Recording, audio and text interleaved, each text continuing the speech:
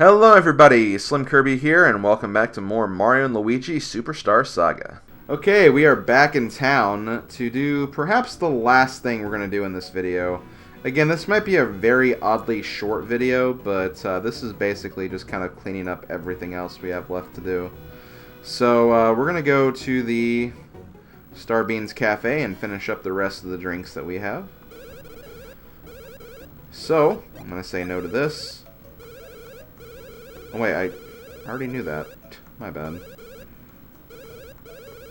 Blah blah blah blah blah blah blah blah. See ya. Okay. Now let's do this. So I believe in terms of what we have to do still, I think we have to do the hoo-hoo blend, I think we need to do the tee-hee blend, and I think we need to do the tee-hee espresso. So let's start with the hoo-hoo blend. We have plenty of beans for this at this point. So we're going to spend 25 and we're going to get a nice drink here. One hoo-hoo blend ready to go.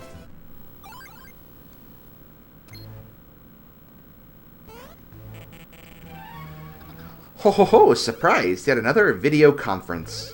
Hiya boss, but weren't you supposed to be here in person this time? Promises are made to be broken. I'm too busy with my research. Don't tell me you're sending another representative. Hoo-hoo, no, there's no need for that. Listen here, this brand new Game Boy Horror boosts a new warping capability. Just bring the new bean juice and place it before the monitor.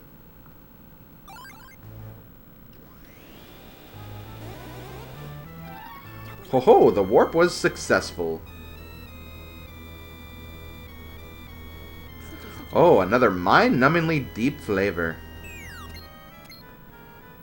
Thanks for that sampling. Here's a little something I invented in my spare time. Maybe it'll aid you. And we get the Power Grip, which I believe is from the Metroid series.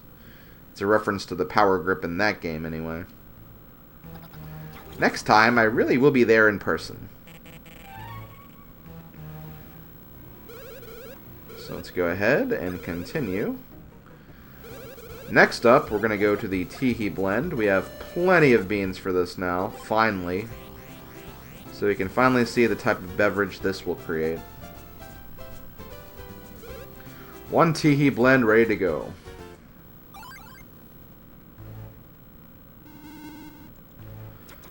Well, here I am in the flesh. It's been quite a while since I've seen you all here. Oh, hey, boss. Whoa, your shadow is looking pretty thin there. You haven't been sick, have you? No, I'm just testing my latest invention, a gown that lets anybody become a ghost. By wearing this gown, you can become a ghost anytime, anyplace, anywhere you want. So you finally become a ghost yourself, eh, boss? Yep, and while I may be a ghost, I can still taste new drinks. This is a mysteriously dim, short-lived flavor. It's just the kind of bean juice that'll attract the long-overlooked market of the afterlifers. Thanks for that sampling. Here's a little something I invented in my spare time. Maybe it'll aid you. You get the Cobalt Necktie, which I want to say that's supposed to be a Pikmin reference. I think, anyway. But yeah, Cobalt Necktie. Hee! Luigi just gets tired of his crap. Okay, so we only have one more left to go, and that is the tee-hee espresso. Which we have more than enough to get these. Let's mix them together and make a nice purple drink. I wonder if it's grape flavored. It's not. It's bean flavored. Ho-ho! So you finally completed the last bean juice concoction missing from our menu. This will be my final tasting. Pardon my hasteness, but may I have the first sampling?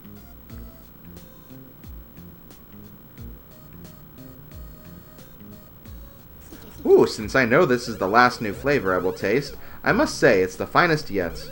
Oh, stop exaggerating. Thanks for that sampling. Here's a little something I invented in my spare time. Maybe it'll aid you. So you get the Game Boy Horror SP. Since I've now sampled all the drinks that there are to sample, I'll most likely no longer be making any appearances here. But as the owner, I feel I must leave this here in my shop.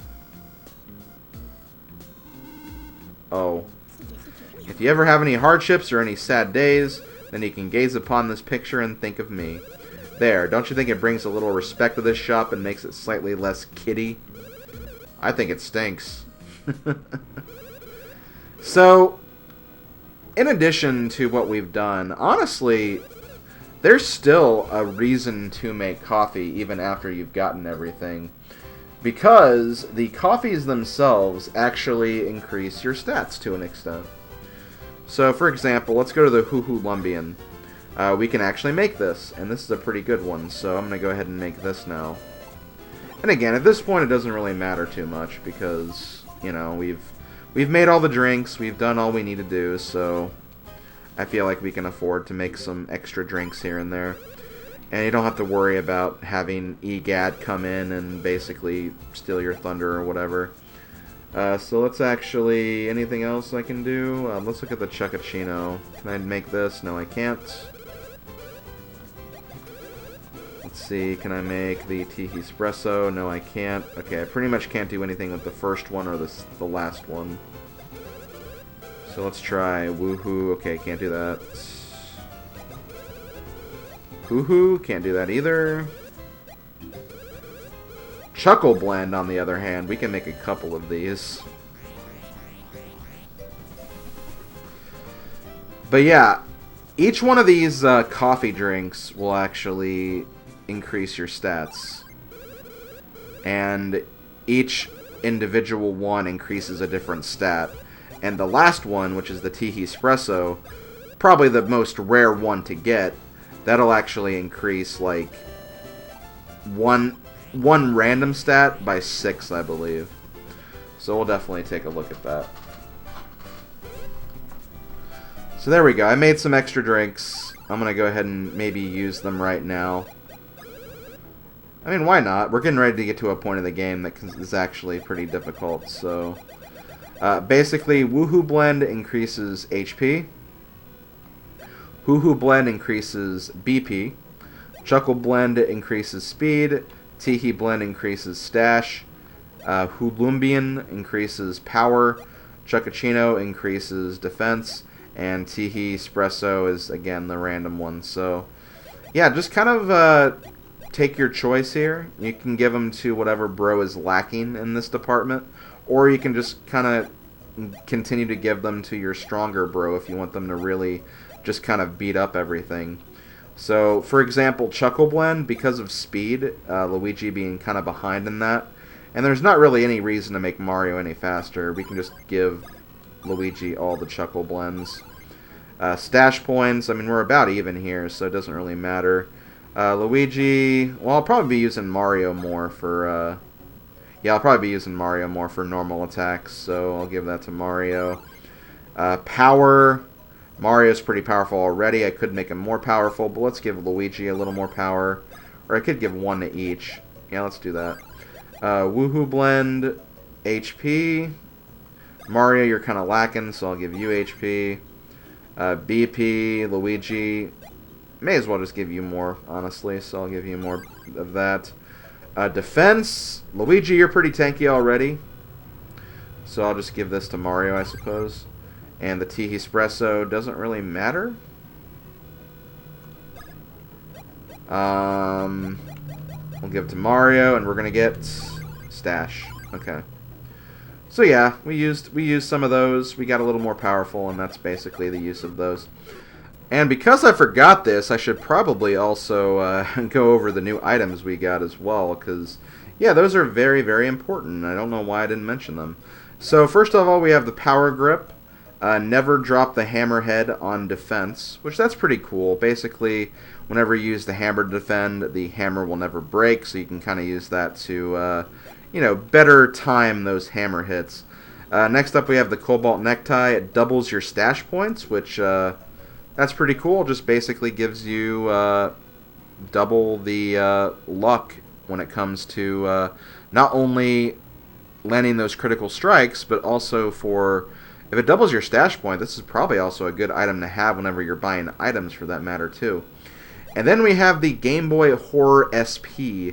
Defeat foes and always get rare items. So, in other words, if you wear the Game Boy Horror when you're kind of fighting enemies on the overworld, you can actually find some very, very rare items. So it's honestly not a terrible idea to maybe go for that item first when you're kind of grinding beans and stuff. So, you know, that's definitely something to aim for. You can get some really, really cool items out of it. Yeah, really cool item. It allows you to find some of those very bonus accessory items that you probably would not find normally in your, first playthrough. So I should probably start taking some time to talk about item drops now that we do have the Game Boy Horror SP. As we've gone through the game, we've noticed that enemies will sometimes drop items. Most of the items have been just like woo beans and mushrooms and stuff of that nature. Just very, very general and basic items that don't really amount to much. But sometimes there are some enemies that actually drop some rarer items, and in some cases, equipment and badges. We know this from the gold beanies, which early on we got some spike badges from, which are the badges that allow you to jump on spiky enemies.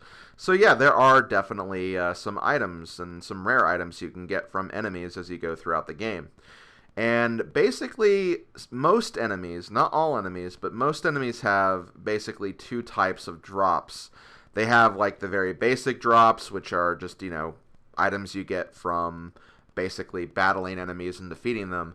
But there's also a second drop, which you can kind of manipulate by using the Swing Bros attack, which I'll be talking about a little bit later in this video, and the Game Boy Horror SP, which we just collected. So basically, if you use that Bros attack, and if you're wearing the Game Boy Horror SP, you don't have to actually do both. If you just have the Game Boy Horror SP, that's fine. But you can use that to kind of draw out a second item drop, which some enemies have, some enemies don't. It kind of just depends on the enemy. And because of that, I will be linking a web page in my video description to a Mario wiki page that actually has all of the enemies in the game and the potential item drops that they have. So if you want to take a look at that, go ahead, but I'm not going to try to spend a whole lot of time talking about all of the potential drops you can get in this game, because honestly there are a lot of them, and most of them are, I wouldn't say really that helpful. I say some of the equipment we have now is actually way more valuable than some of the things you can get. But some of the stuff is very interesting, and I do recommend taking a look at some of the things you can get through this means, because honestly, this section was a little more, like, basically just the idea of enemy drops was a lot more different than I initially gave this game credit for. I just thought it was like maybe a few enemies had, certain drops and that was it. But no, there's actually a lot of different pieces of equipment and badges you can get in this game that I was completely unaware of. So definitely worth checking that out, especially if you're kind of going through the game and you kind of want to do a true 100% playthrough where you get like all the pieces of equipment and stuff of that nature. But again, that's kind of in the eye of the beholder. You don't have to do that. I'm personally not going to bother with that. But, it is definitely something you can take a look at, and I think it's definitely cool to see all the different possibilities that exist in this game. And because of that, I'm going to try to pay attention through the rest of this playthrough to see if I can maybe draw out some of those other item drops, just so, just so we have something else we can kind of take a look at as we're going through the rest of the game. So yeah, I did want to mention that. Basically, the Swing Bros attack, it gives you that percentage chance to get that second item. But if you just wear the Game Boy Horror SP, from what I've heard, that pretty much is just a giant guarantee. Like, you'll always get that item. So if there's like an enemy or even in some cases a boss coming up that has a drop, you definitely want to wear the Game Boy Horror SP just so you can get some of those rare items. So yeah, that's all I'm going to really say about it. Thank you for listening. Let's get back, and we're going to start looking at the Bros attacks next.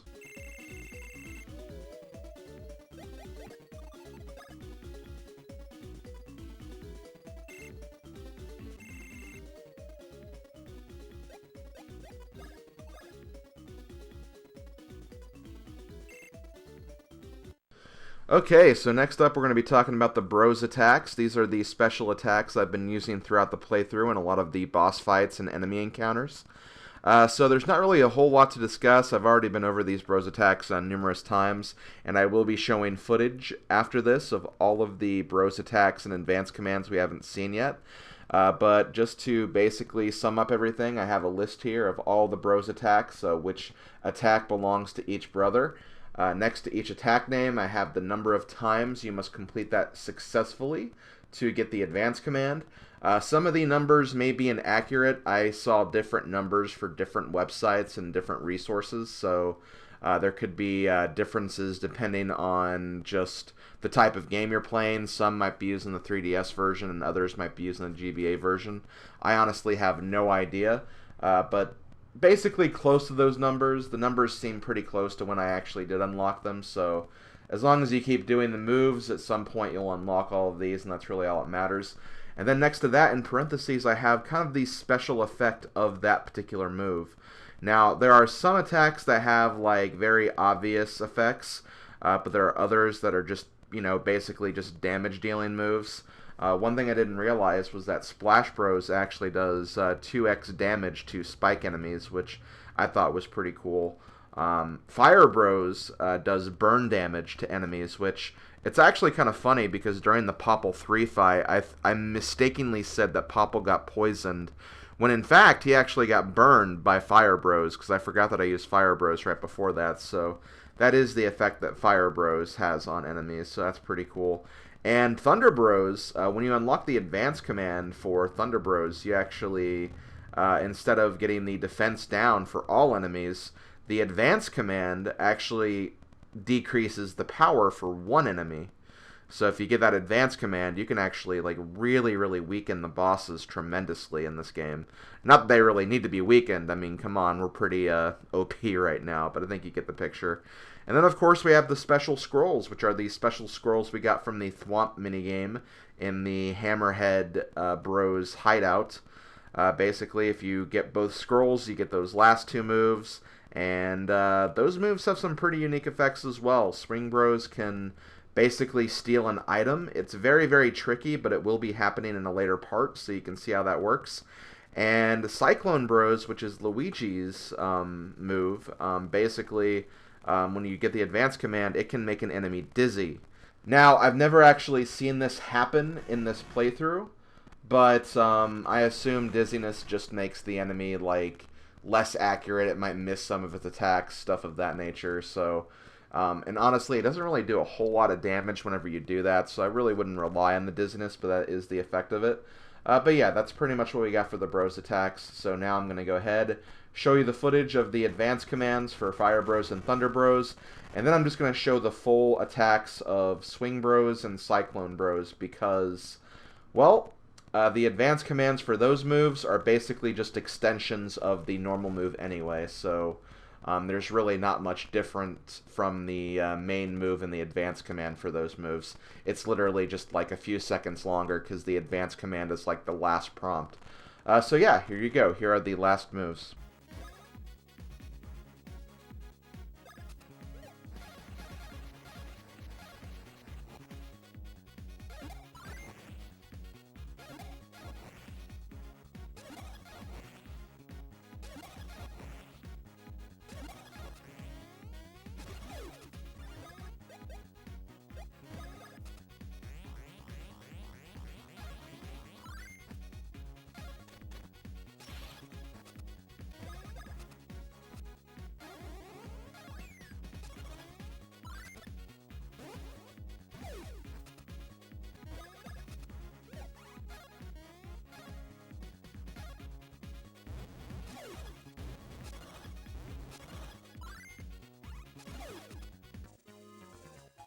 Okay, I think that's actually going to do it for all of these, like, side quest videos.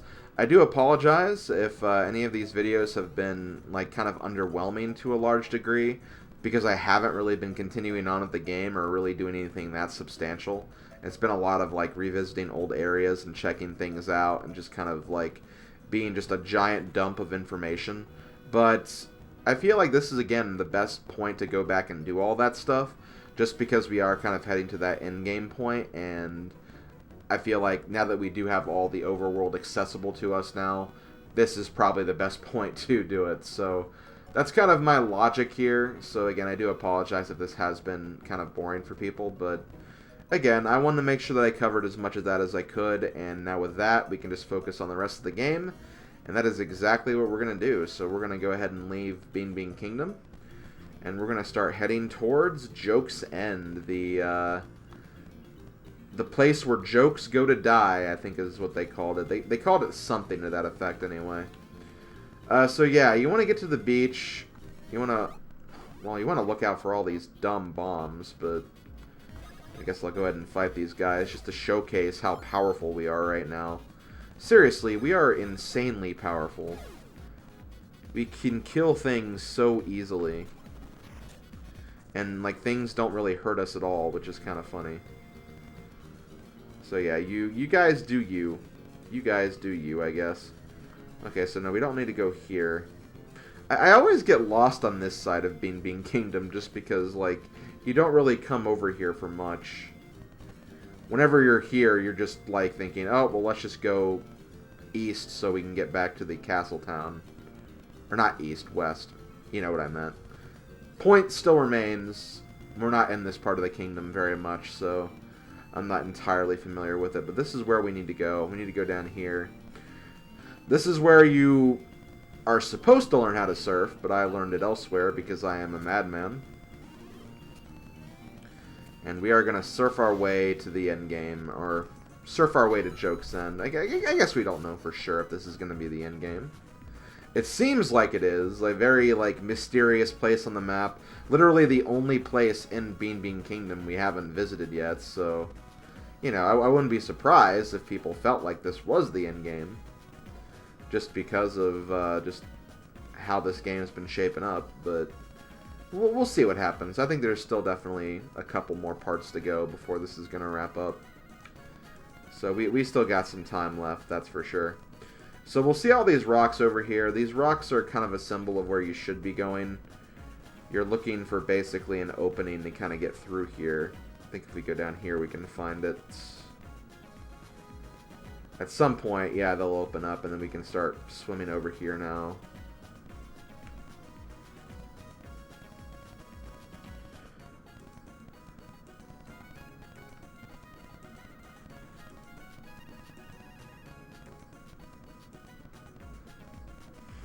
Or not. Man, did I just miss where I was supposed to go? Like, where are we on the map right now? I'm all the way down here, so I think I swam too far south. Whoops. So we'll try going up this way then. This might be what we're looking for.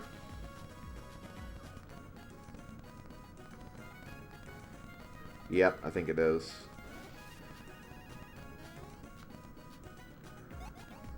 Okay, sorry about that. I got a little lost right there.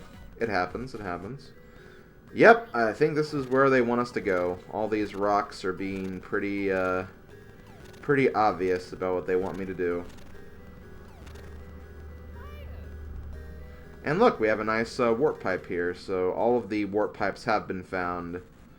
You can use these to very quickly get back to any part of the world. If you need to restock on items before coming up here, you can definitely do that. And yeah, I think we're about ready to start this place. So I'm going to go ahead and end this video here. Thank you for watching, everybody.